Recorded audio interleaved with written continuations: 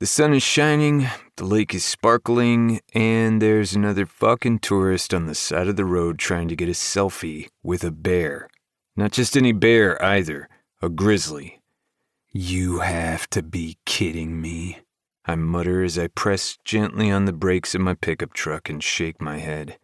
I don't have a clear shot of the woman, but I see skin-tight jeans, a crop top, and a waterfall of loose bronze waves spilling down her back in shiny ripples. While the bear forages in the ditch behind her, she lifts one hand, gesturing to it wildly as she talks at the phone held up in front of her. I pull over in front of her Tesla, because of course she drives a Tesla, and she has to be a good 30 feet away from it, like she's slowly edged herself closer to the animal. When I finally roll to a stop, I watch in pure, dumbfounded shock for a moment.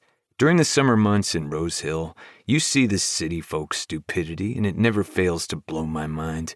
It's like people go from having see a bear on their bucket list to get killed by a bear on their bucket list.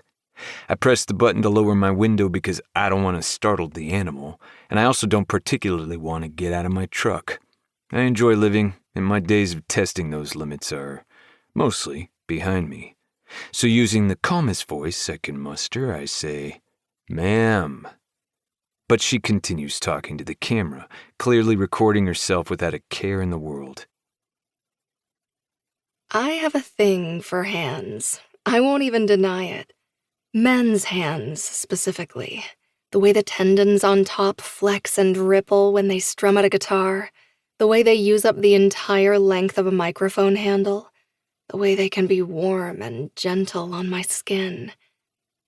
I've dated famous people, artists and musicians, handsome men, influential men, and yet I've never found myself as obsessed with a man's hands as I am with the ones wrapped around the steering wheel of the truck ahead of me. The steel grip on my bicep as he threw us to the ground. The scratch of his calluses against my skin as he told me it would all be okay.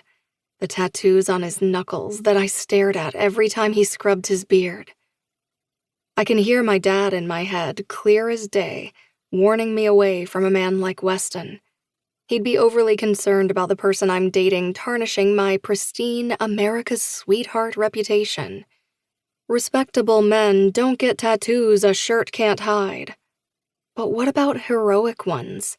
Ones with dusty blonde hair and muscles that make their shirt look just a little too tight, through around the shoulders. Weston Belmont saved me from a grizzly bear. Saved me from myself, really. From my own naivete. A smarter girl would be captivated by his bravery, or his deep voice, or his quippy one-liners. Not me.